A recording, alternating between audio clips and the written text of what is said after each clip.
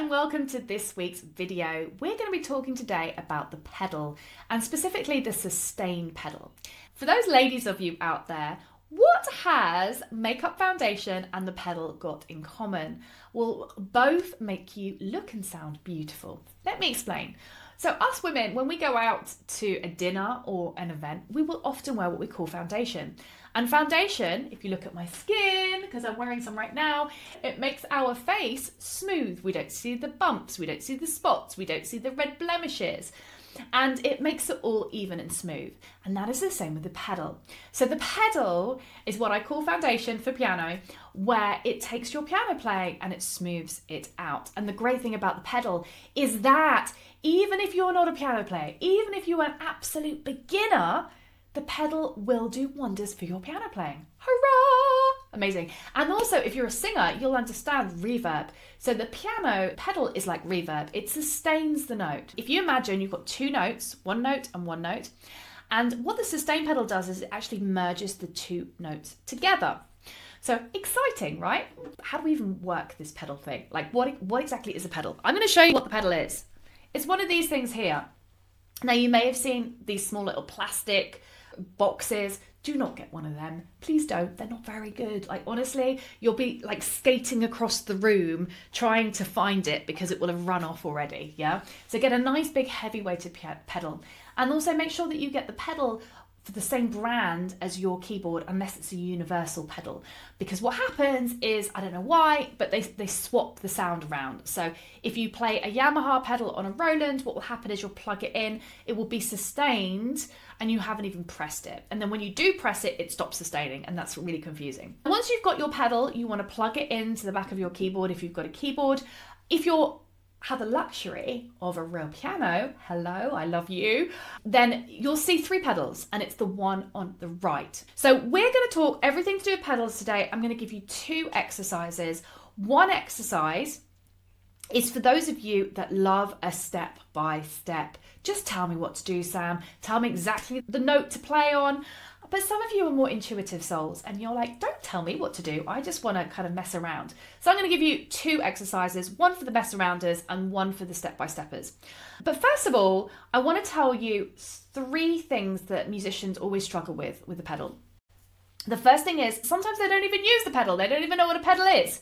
The second thing is people overplay the pedal. Now, I did this for quite a long time. I overplayed.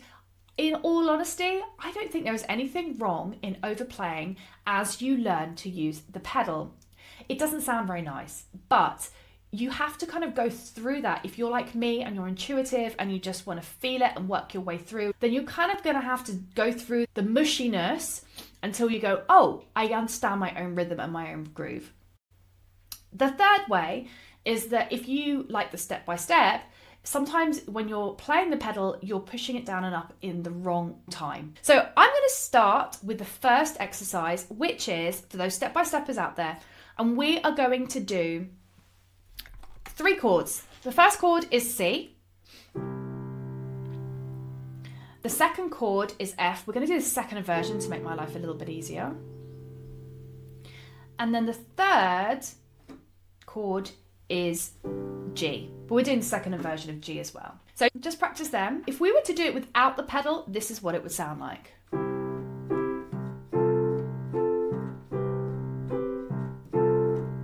It's kind of clunky, isn't it? Doesn't sound like you're a real piano player.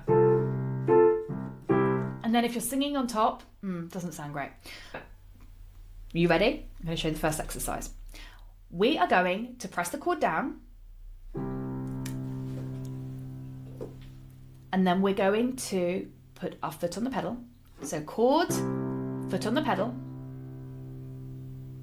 And then as we play the second chord, we're going to pull the foot off, but put it straight back down. So let's just try that again. So we're going to play the chord and then put the foot on the pedal.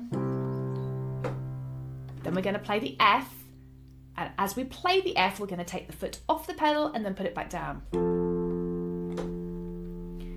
Then we're going to play the G, and we're going to take the foot off the pedal and put it back on. And then back to the C.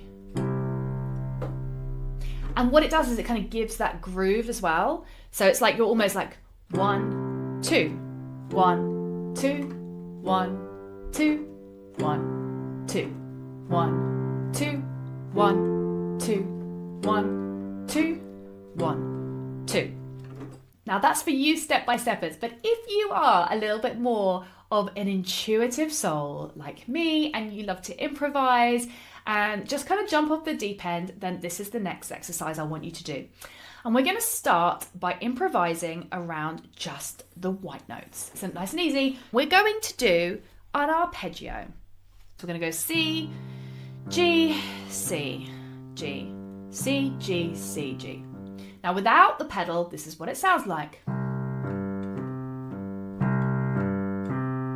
Oh, it's so clunky. Going out with makeup, girls, going out with makeup. Okay, now let's do it with the pedal. We're going to close our eyes and we're going to make as much mush as we like. And I tell you what, I'm going to get so much criticism for this video from all the classical pianists going, you're not allowed to mush. Yes, we are. We are allowed to mush. So let's mush.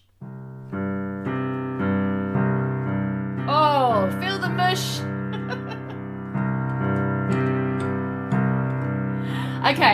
Okay, it's too much mush, but I want you to fully embrace the mush. In fact, in the comments below, put mush, mush, mush, mush, mush. I'm having fun today. Now, what I want you to do is with the right hand is I want you to just improvise. We're just going to take any note, any of those white notes, any of those white note babies, and we're going to play. And we're going to keep our foot down on the pedal the whole time, and we're going to mush it. Okay, you ready? It's going to hurt your ears, but let's give it a go.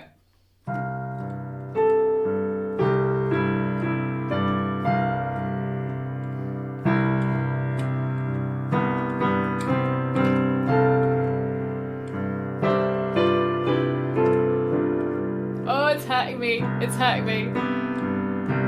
Okay, enough mushing. But you kind of have to mush to realise that you need to take your foot off the pedal. So now what we're going to do is we're going to improvise again.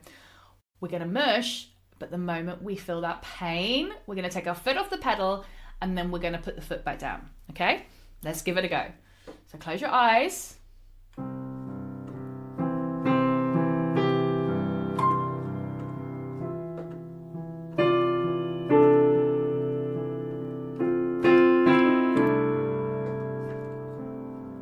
Could you see in my pedal, like there was no rhythm. It was literally a case I was listening to what I was playing, and then as the foot came off, it kind of cleared the air like a storm. And the reason why I love improvising for this particular exercise over singing and playing a song is that when you are singing and playing, there is effort in the lyrics, in the singing, in your voice, in the syncopation between your voice and the piano. And you don't listen to what you're playing on the piano. So just for this exercise, while you're learning the sustain pedal, I want you to just improvise around the white notes. And you won't get it wrong. Seriously, just improvise around the white notes, put your foot down on the pedal, and then when you feel the mush is too much, pull your foot off and then put it back down. There's no right or wrong, I promise. Because you're improvising, you're just having fun. We're going to do one more thing, which is we are now going to implement the pedal into a song, because you're going, okay, Sam, I can do the chords, I can improvise around the pedal, I can mush it up a bit and then unmush it. But what happens when you bring your voice in? Like, I can't do it all. I can't sing and play and pedal, like, I can't do it all. Just take a deep breath. It's fine. It's absolutely fine. Now, again, this is why I want you to embrace the mush, because I guess maybe even years I overdid it on the pedal because I was learning to play and sing. And the pedal was like just something that I added on top. So give yourself some grace. But once you are at that place where you are a comfortable piano vocalist and you are just introducing the pedal, I want you to think of the pedal like breathing. Okay, so imagine when you're breathing and in and out, and in and out. So when you're singing a song, you might be thinking of the pedal like a phrase. I'm going to sing, I don't know, just going to sing one of my own songs. So I want you to look at my pedal and just notice when I am playing it. So again, you can feel that rhythm. So I'm lifting the pedal up as I'm playing the chord and putting it straight back down.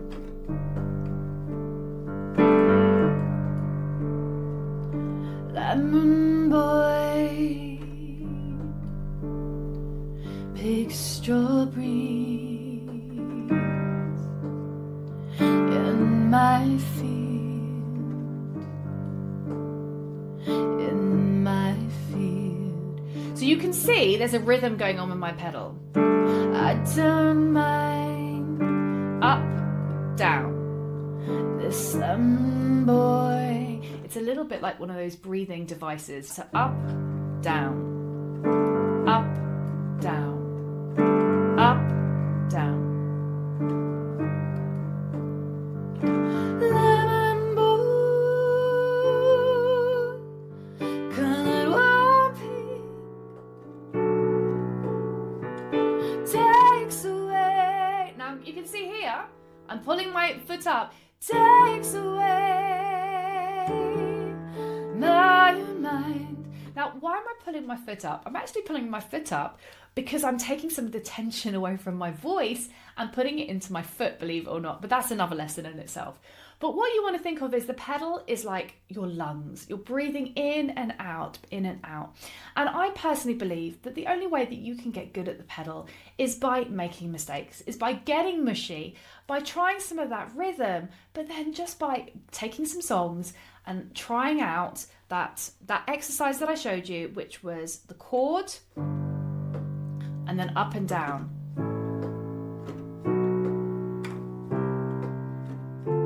Oh, sorry. And you can just go up the scale or whatever, but just have a go with the pedal. You can't go wrong. If you have enjoyed this lesson and would love to learn more from me about piano, vocal and songwriting, I have a free PDF guide. Literally just click on the link below and I will send it directly to your email box. And also, if you've enjoyed this, please subscribe. But most importantly, let me know in the comments, did you mush? Put in the comments mush if you enjoyed mushing and if you found this helpful. All right, take care guys, and I will see you next week. Bye.